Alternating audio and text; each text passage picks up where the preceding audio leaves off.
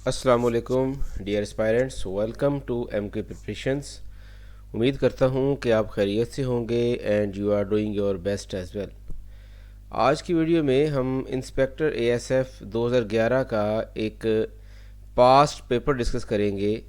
जैसा कि आप जानते हैं कि इस पेपर के दो पोर्शंस होते हैं। एक जो होता है वो GK का पोर्शन होता है, जनरल नॉलेज का पोर्शन होता है, और सेकंड पोर्शन के अंदर इंग्लिश ग्रामर और कैब का पोर्शन होता है।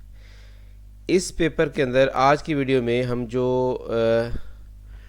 पास्ट पेपर है इसका GK का पोर्शन जो है उसको डिस्कस करेंगे।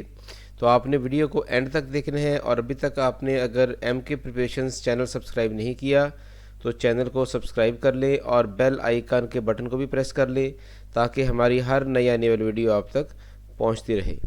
तो डिस्कस करते हैं जी आज का पेपर। आज का जो पेपर है इसको हम डिस्कस करते हैं। देखते हैं क्वेश्चन नंबर 1 क्या है। क्वेश्चन नंबर 1 देखें जी। One of the following is crucial, one of the following is crucial to ecosystem because they recycle nutrients from the organism back to the environment. अब इस क्वेश्चन में पूछा गया है कि वो कौन सा कंपोनेंट है इकोसिस्टम का जो रिसाइकल करता है किसी भी मैटर को, मटेरियल को, न्यूट्रिएंट को माहौल के अंदर। तो इसको हमने देखना है जी। बेसिकली अगर हम बात करें इकोसिस्टम की तो इकोसिस्टम के 3 मेजर पोर्शंस होते हैं। एक होते हैं प्रोड्यूसर्स, दूसरे होते हैं इसके अंदर कंज्यूमर्स, और तीसरे होते हैं इसके अंदर decomposers. P for producer, C for consumer and D for decomposer। Producer से मुराद ऐसे कंपोनेंट्स हैं जो फूड को प्रिपेयर करते हैं। जैसे ग्रीन प्लांट्स हैं तो ग्रीन प्लांट्स को प्रोड्यूसर कहा जाता है क्योंकि ये फूड को प्रिपेयर करते हैं। C फॉर कंज्यूमर, कंज्यूमर वो इकोसिस्टम का कंपोनेंट है जो इस तैयार करदा खुराक को इस्तेमाल करता है। और जो आपका डीकम्पोज़र है वो इस जब कंज्यूमर्स होते हैं, जब वो उनकी डेथ हो जाती है तो उसकी बॉडी को डीकम्पोज करके उसको वापस जो है वो एनवायरनमेंट में शामिल कर देता है। तो इसमें पूछा गया है कि वो कौन सा इकोसिस्टम का कंपोनेंट है जो कि रिसाइकल करता है न्यूट्रिएंट्स को। तो इसमें जो राइट ऑप्शन होगा that will be decomposer. Decomposer जो होता है ये ऐसा कंपोनेंट है जो वापस जो है उसको रिसाइकल कर देता है, डीकम्पोज करके एनवायरनमेंट के अंदर। अगला क्वेश्चन देखें। Which of the following has no nucleus, किस में न्यूक्लियस नहीं होता। अब याद रखिएगा न्यूक्लियस ऐसी हार्ड बॉडी होती है जो किसी भी बॉडी के सेंटर में मौजूद होती है। अब अगर देखा जाए तो न्यूक्लियस जो है वो ह्यूमन सेल के अंदर भी होता है। जो इंसानी सेल है उसके अंदर जो है वो दरमियान में न्यूक्लियस होता है। प्लांट सेल में भी न्यूक्लियस होता है, गो कि ये बिल्कुल दरमियान में नहीं होता, थोड़ा सा एक साइड पे होता है, लेकिन इसके अंदर न्यूक्लियस होता है। अब एन इलेक्ट्रिक सेल, जो इलेक्ट्रिक सेल है इसके अंदर न्यूक्लियस नहीं होता बल्कि इसके अंदर पॉजिटिव और नेगेटिव इलेक्ट्रोड होते हैं। जो एटम होता है, एटम के भी दरमियान में न्यूक्लियस होता है और इसके साइडों पर इलेक्ट्रॉन्स रिवॉल्व कर रहे होते हैं। तो इसका जो राइट ऑप्शन होगा वो इलेक्ट्रिक सेल होगा, क्योंकि इलेक्ट्रिक सेल में जो है वो न्यूक्लियस नहीं होता बल्कि इसके अंदर इलेक्ट्रोड्स होते हैं। The largest cell in the human body, human body के अंदर जो लार्जेस्ट सेल कौन सा है, तो जो लार्जेस्ट सेल है वो नर्व सेल है। अल्फा ऑप्शन इसका ठीक होगा, क्योंकि नर्व सेल जो है ये लंबे लंबे रेशों पर मुश्तमिल होते हैं, फाइबर्स होते हैं, और इनकी लंबाई समटाइम 1 मीटर तक भी हो सकती है। तो ये सबसे बड़ा सेल होता है। The number of bones in the human body, human body के अंदर नंबर ऑफ बोन्स कितनी होती हैं, हड्डियाँ कितनी होती हैं, तो अडल्ट के अंदर अप्रॉक्सीमेटली 206 हड्डियाँ होती हैं जी, 206। अब यहाँ पर क्वेश्चन ये भी पूछा जा सकता है कि जो न्यूली बॉर्न बेबी होते हैं उनके अंदर हड्डियाँ कितनी होती हैं, ये पूछा गया हुआ है इनफैक्ट क्वेश्चन। तो जो न्यूली बॉर्न बेबी होता है उसकी बॉडी के अंदर तकरीबन 300 बोन्स होती हैं, तो इसको भी आपने याद रखना है। नेक्स्ट देखें जी, क्वेश्चन नंबर 5 है। Lungs are situated in the, lungs कहाँ वाक़ होते हैं, तो हमारी बॉडी में जो थोरेसिक कैविटी होती है, थोरेसिक कैविटी जो हमारा सीने वाला हिस्सा होता है उसके अंदर जो है वो लंग्स मौजूद होते हैं। बेसिकली बॉडी के डिफरेंट पार्ट्स होते हैं जो थोरेसिक कैविटी है, ये कहते हैं जी जो आपका रिब्स है, पसलियाँ हैं, उसके अंदर जो एक खाना सा बनता है उसको हम थोरेसिक कैविटी कहते हैं। जो बक्कल कैविटी है ये हमारा जो मुंह है, माउथ के अंदर जो स्पेस होती है उसको बक्कल कैविटी कहते हैं। और एब्डोमिनल कैविटी जो होती है ये हमारी वेस्ट से ऊपर और जो रिब्स से नीचे जो हमारा सॉफ्ट बेली बनता है, पेट बनता है, एब्डोमेन बनता है, उसके अंदर जो कैविटी है उसको हम एब्डोमिनल कैविटी कहते हैं। तो इस क्वेश्चन का राइट आंसर होगा थोरेसिक कैविटी।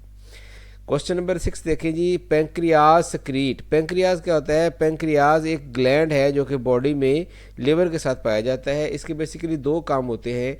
एक तो ये इंसुलिन सक्रीट करता है क्योंकि इसके अंदर इंसुलिन सक्रीट करने वाले सेल्स होते हैं, और दूसरा ये पेंक्रियाटिक जूस भी जो है ये सक्रीट करता है जो कि डाइजेशन के अंदर जो है वो हेल्प करता है।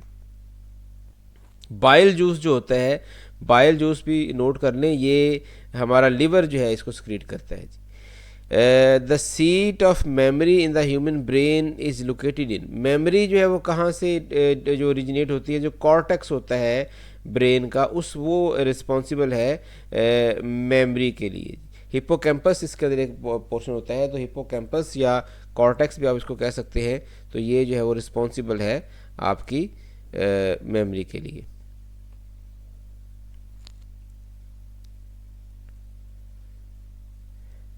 नेक्स्ट क्वेश्चन देखें जी, आपका नेक्स्ट क्वेश्चन है the outer most layer of skin. Skin की जो आउटर मोस्ट लेयर है उसको क्या कहते हैं? तो स्किन की जो आउटर मोस्ट लेयर है दैट इज़ कॉल्ड एपिडर्मिस।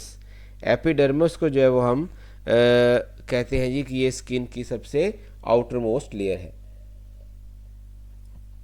जो एपिग्लॉटस होता है, जो बीटा ऑप्शन है, ये बेसिकली एक कैप होता है जो हमारी खुराक की नाली के ऊपर या हमारी सांस की नाली के ऊपर लगा होता है। जो सांस की नाली और जो खुराक की नाली है उसमें से ये जो आपका एपिग्लॉटस है ये सांस की नाली के ऊपर लगा होता है। जब हम खुराक खा रहे होते हैं तो ये एपिग्लॉटस जो होता है ये सांस की नाली को बंद कर देता है ताकि हमें जो हम खुराक खा रहे हैं वो सांस की नाली में ना चला जाए। लिगामेंट जो है ये सर्टेन प्रोटीनेशियस पट्टियाँ होती हैं जो कि जोड़ती हैं मसल्स को स्केल्टन के साथ। और कार्टिलेज होती है, ये नरम हड्डी को हम कार्टिलेज बोलते हैं। Darwin himself bread. डार्विन ने किसको ब्रेड किया? ब्रेड मतलब उसने किसकी ब्रीडिंग की थी? तो उसने जो है वो पिजन्स की ब्रीडिंग की थी, और आर्टिफिशियल सिलेक्शन का फिनोमिना उसको स्टडी करने के लिए उसने पिजन्स को ब्रीड करवाया था। Tibia is a bone found in. Tibia जो है वो कहाँ पाई जाती है? जो टिबिया जो बोन है वो हमारी लेग के अंदर पाई जाती है, उस बोन को हम टिबिया कहते हैं। Biopsy is done on. Biopsy जो है वो किस पर की जाती है जी? तो बायोप्सी जो है बेसिकली ये एक ऐसा प्रोसीजर है जिसमें हम जो है वो कैंसर होता है उसकी आइडेंटिफिकेशन के लिए हम बायोप्सी करते हैं। और बायोप्सी करने के लिए जो हमारी बॉडी है उसके जो लिविंग सेल्स हैं, यानी जहाँ पर जो है वो ट्यूमर जनरेट हो रहा है वहाँ से सेल्स को लिया जाता है और देखा जाता है कि वो जो सेल्स प्रोलिफरेट हो रहे हैं, यानी जो कैंसर बना रहे हैं, वो किस स्टेज पर हैं। पहली स्टेज है, दूसरी है, तीसरी है, चौथी है, या उनकी जो अगर वो कैंसर भी है तो किस टाइप का कैंसर है। तो वो जो टिश्यूज़ लिए जाते हैं that tissue is taken from the living body, वो लिविंग बॉडी से लिए जाते हैं basically.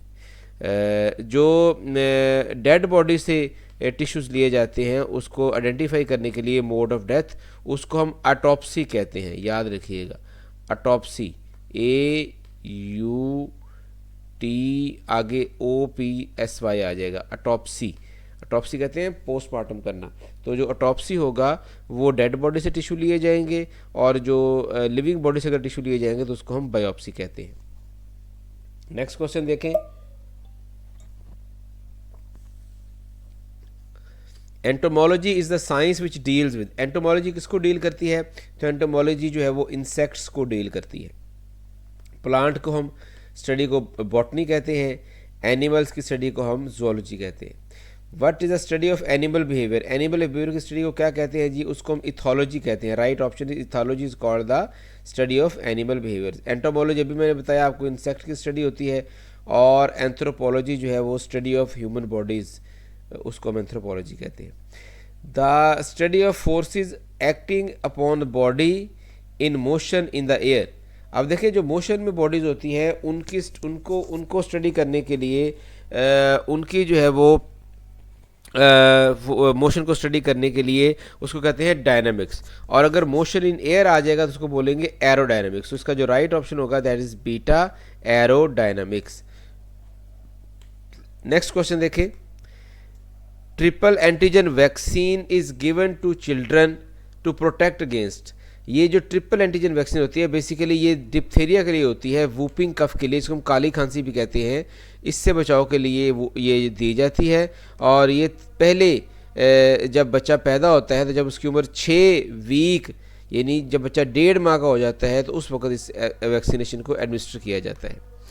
The person whose blood has reduced capacity of delivering oxygen to tissues suffer from. जब कोई पर्सन का जो ब्लड है वो उसकी एफिशिएंसी रिड्यूस हो जाती है ऑक्सीजन को कैरी करने की, तो उस बीमारी को हम एनीमिया कहते हैं। तो ये जर्नल टर्म है एनीमिया, जिसमें किसी भी वजह से जो ऑक्सीजन कैरी करने की कैपेसिटी है वो ख़त्म हो जाती है, कम हो जाती है, उसको कहते हैं एनीमिया। अब सिकल सेल एनीमिया भी एक होता है। इसमें क्या होता है कि इसमें जो सेल है वो जेनेटिकली उसकी प्रोटीन जो बनाने के अंदर जो है वो उसकी फॉर्मेशन के अंदर जो हेमोग्लोबिन है उसमें प्रॉब्लम आती है, तो उसको भी एनीमिया कहते हैं, लेकिन एक स्पेसिफिक टाइप होती है। तो यहाँ पर इसको हम जनरली लेंगे एनीमिया डेल्टा ऑप्शन। हीमोफीलिया एक बीमारी है जिसमें आपका जो ब्लड है वो क्लॉट नहीं बनाता। नॉर्मली जब ब्लड आपका फ्लो करता है, कट लग जाता है, तो थोड़ी देर बाद वो ऑटोमेटिकली ब्लड रुक जाता है ताकि वो मज़ीद ब्लड फ्लो ना हो सके, तो उसकी क्लॉटिंग हो जाती है। तो हीमोफीलिया एक जेनेटिक डिसऑर्डर है जिसमें ब्लड की क्लॉटिंग नहीं होती। और कलर ब्लाइंड भी एक जेनेटिक डिसऑर्डर है जिसके अंदर आप ग्रीन और रेड कलर में आप जो है वो डिफ्रेंशिएट नहीं कर सकते। नेक्स्ट क्वेश्चन देखिए, विच of the following is produced by hybridization and selective breeding. तो जो नीली रावी बैफलोज हैं इनको आप हाइब्रिडाइजेशन से प्रिपेयर करते हैं। हाइब्रिडाइजेशन क्या होती है कि दो डिफरेंट प्रॉपर्टीज़ रखने वाले जो मेल और फीमेल बफलोज होती हैं उनका क्रॉस करवाया जाता है और अपनी मर्जी की करेक्टरिस्टिक रखने वाली नई बफलोज तैयार की जाती है। तो इसका राइट ऑप्शन होगा alpha. In an inactive phase during the life cycle during which animal stores a lot of food inside the body and develops a covering around the body। तो ये बेसिकली मेटामॉर्फोसिस की एक stage है। Metamorphosis क्या होती है? Metamorphosis होती है कि जाइगोट बनने के बाद एक कंप्लीट बेबी बनने तक का जो प्रोसेस होता है, जो स्टेजेस होती है, उसको मेटामॉर्फोसिस कहते हैं। और ये जो प्यूपा होता है बेसिकली इसकी प्रॉपर्टी ये होती है कि इसके अंदर जो आपका ऑर्गेनिज्म होता है वो अपने आप को एक शेल के अंदर जो है वो एनक्लोज कर लेता है। नेक्स्ट क्वेश्चन देखिए, विच of the following gas is most toxic. इनमें से जो कौन सी गैस है वो सबसे ज़्यादा टॉक्सिक है? तो इसमें जो कार्बन मोनोऑक्साइड है ये सबसे ज़्यादा टॉक्सिक है और बेसिकली इसको हम SRK साइलेंट रैपिड किलर भी कहते हैं, क्योंकि इसकी थोड़ी सी मिकदार ही इंसान को ख़त्म करने के लिए काफ़ी होती है। कार्बन डाइऑक्साइड करती क्या है, ये जाकर आपकी हेमोग्लोबिन को ब्लॉक कर देगी जिससे आपकी ऑक्सीजन कैरिंग कैपेसिटी ख़त्म हो जाएगी और इंसान सफोकेशन की डेथ हो सकती है। कार्बन मोनोऑक्साइड जो है ये ऐसी गैस है जो ग्लोबल वार्मिंग या ग्रीन हाउस इफेक्ट के लिए ज़िम्मेदार होती है और सल्फर डाइऑक्साइड ये जो है स्मोक के अंदर गैस पाई जाती है।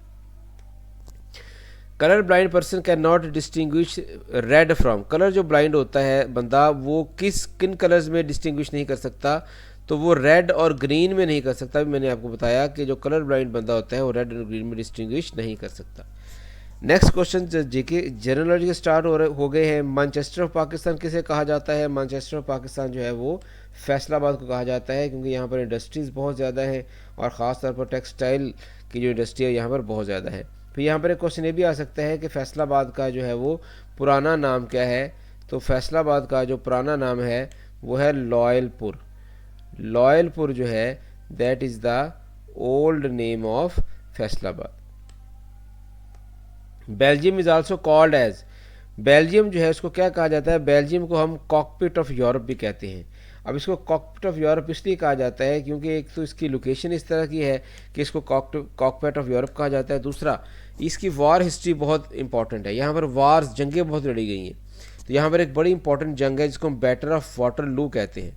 Battle of Waterloo.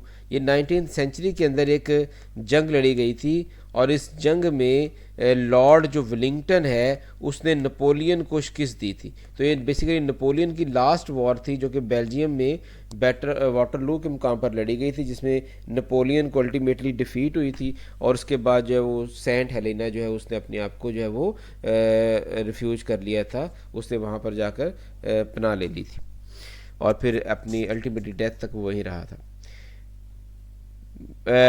बेंडेस्ट्राट is the parliament of, ये बेंडेस्ट्राट जो पार्लियामेंट है ये जर्मनी की जो पार्लियामेंट है उसको बेंडेस्ट्राट कहा जाता है।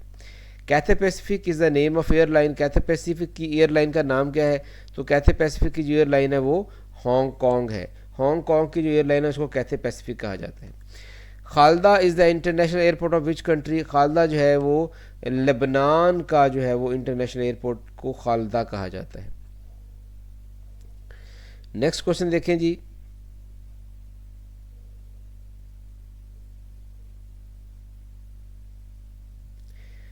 What is the name of Germany's news agency, Germany की न्यूज़ एजेंसी का क्या नाम है? तो जर्मनी की जो न्यूज़ एजेंसी उसका नाम है DPA, the German press agency, the German press agency, that is the name of Germany's press agency. ये जो सना है ये यमन की जो है वो प्रेस एजेंसी है। The winter Olympic games came into being in, winter Olympic सबसे पहले कब स्टार्ट हुई? तो ये 1924 में सबसे पहले स्टार्ट हुई थी और जो सबसे पहली विंटर ओलंपिक है ये फ्रांस के अंदर खेली गई थी। Who has the record of highest individual score in limited over in ODI। अब ये जो हम पेपर डिस्कस कर रहे हैं ये 2011 का पेपर डिस्कस कर रहे हैं, तो इस वक्त तक जो हाईएस्ट स्कोर था वो सचिन तेंदुलकर के पास था, जिन्होंने वनडे में 200 स्कोर, पहली डबल सेंचुरी करने का इन्होंने आज़ाद हासिल किया था वनडे के अंदर। और इससे पहले ये जो रिकॉर्ड है ये पाकिस्तान के सईद अनवर के पास था, जिन्होंने 194 स्कोर जो है वो इंडिया के ख़िलाफ़ स्कोर किया था। अगर हम अभी के तनाज़र में बात करें तो अभी जो सबसे हाईएस्ट स्कोर है वो रोहित शर्मा का है, जो कि इंडिया के प्रेजेंट कैप्टन भी हैं और उन्होंने 264 रन जो है वो स्कोर किए थे ऑस्ट्रेलिया के खिलाफ। Name the largest museum found in Pakistan, Pakistan का सबसे बड़ा जो म्यूज़ियम कहाँ वाक़या है? पाकिस्तान का जो सबसे बड़ा म्यूज़ियम है वो लाहौर के अंदर वाक़या है और इसको जो है वो 1894 में लोगों के लिए ओपन किया गया था। Name the longest river of Pakistan, Pakistan का सबसे लंबा रिवर जो है वो कौन सा है? तो इंडस रिवर जो है ये सबसे लंबा रिवर है पाकिस्तान का, इसकी जो लंबाई है ये 3180 किलोमीटर है, 3180 किलोमीटर इसकी लंबाई है और इसको हम नील ऑफ पाकिस्तान भी कहते हैं। It is also called Nile of Pakistan. Saindak project जो है ये बेसिकली ऐसा प्रोजेक्ट है जिसमें कॉपर हम निकाल रहे हैं ज़मीन से, सिल्वर निकाल रहे हैं और गोल्ड निकाल रहे हैं बलूचिस्तान से। तो ये किस कंट्री की मदद से हम जो है वो इसको निकाल रहे हैं? तो ये चाइना की मदद से जो है हम सैंडक का जो प्रोजेक्ट है उसको मुकम्मल हम कर रहे हैं। नेक्स्ट क्वेश्चन देखें जी।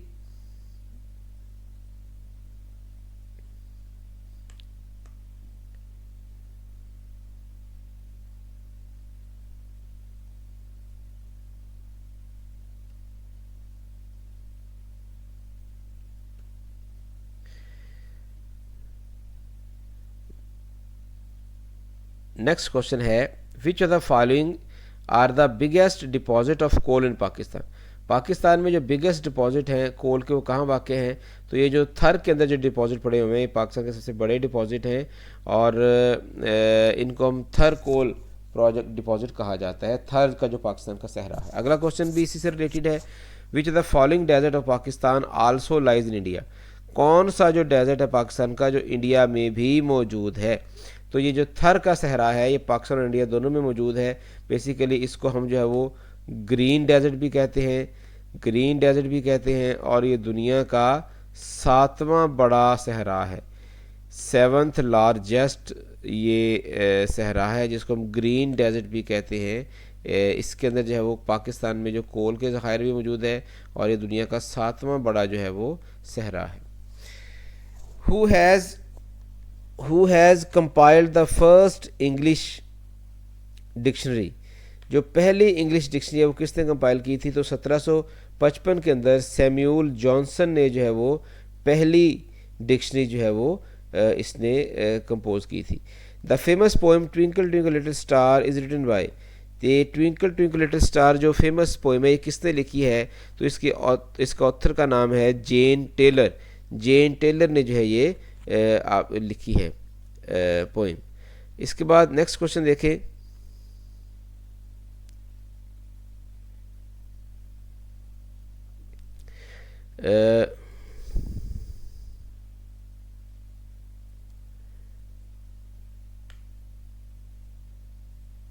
नेक्स्ट क्वेश्चन है जी,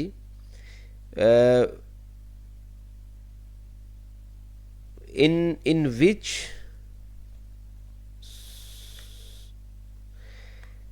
discipline United State holds record of maximum number of Nobel prize?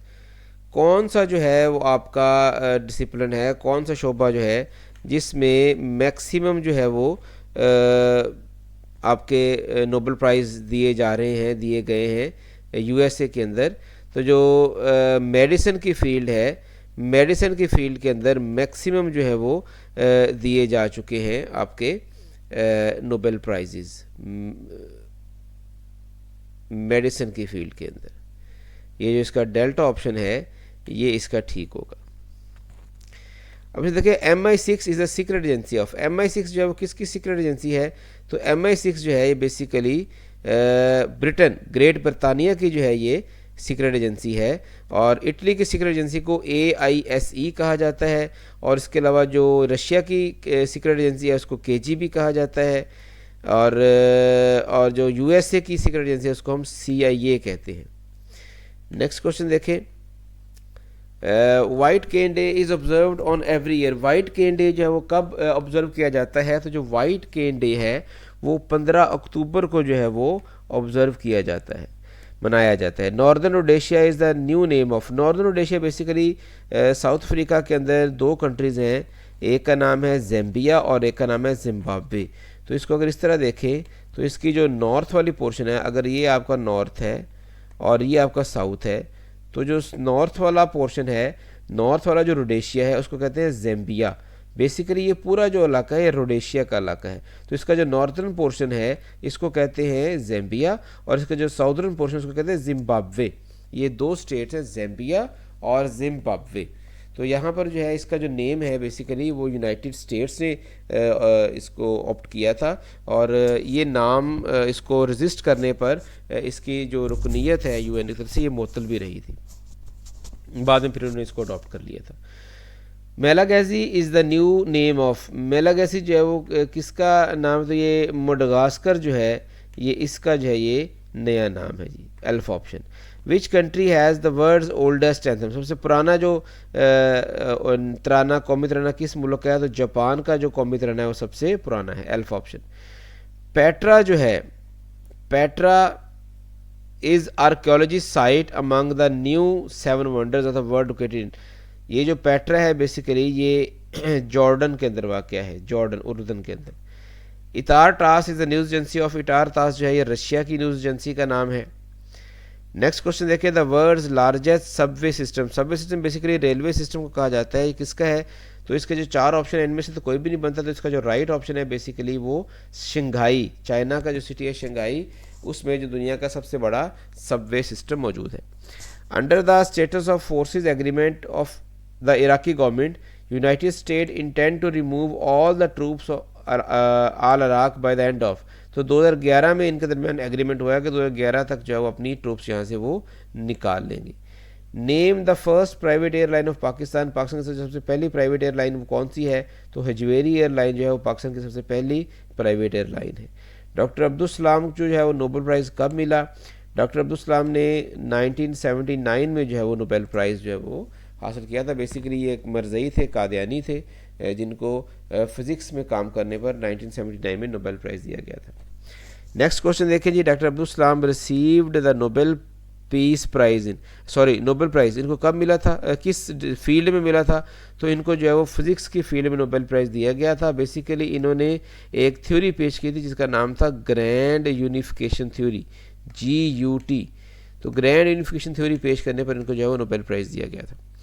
Which is the largest university of Pakistan, Pakistan की सबसे लार्जेस्ट यूनिवर्सिटी कौन सी है? तो कायद-ए-आज़म यूनिवर्सिटी जो है वो पाकिस्तान की सबसे लार्जेस्ट यूनिवर्सिटी है। यहाँ पर एक क्वेश्चन ये भी आता है कि इसको कब जो है वो कायम किया गया? तो इसको जो है वो 1882 में जो है वो कायम किया गया। ये पाकिस्तान की सबसे पुरानी यूनिवर्सिटी भी है और पाकिस्तान की सबसे बड़ी यूनिवर्सिटी भी है। फाइलेटी किसे कहते हैं? फाइलेटली कहते हैं स्टैम्प कलेक्शन को। स्टैम्प कलेक्शन को फाइलेटली कहा जाता है। साइंस ऑफ ड्रग्स को हम फार्मास्यूटिकल्स कहते हैं, ठीक है। और इसके अलावा the world's largest number of newspaper are publish in. सबसे ज़्यादा जो न्यूज़पेपर कहाँ पर पब्लिश होते हैं? तो दुनिया में जो सबसे ज़्यादा जो न्यूज़पेपर हैं वो इंडिया के अंदर जो है वो पब्लिश होते हैं। ये इसका डेल्टा ऑप्शन राइट होगा। The most famous book of 2008 the way of the world a story of truth and hope in an age of extremism. ये किसने लिखी है? तो ये बेसिकली एक ब्रिटिश नॉवलिस्ट हैं, ब्रिटिश ऑथर हैं, विलियम कॉन्ग्रीव। इन्होंने ये जो है ये बुक लिखी है। तो ये हमारा आज का पेपर था जी।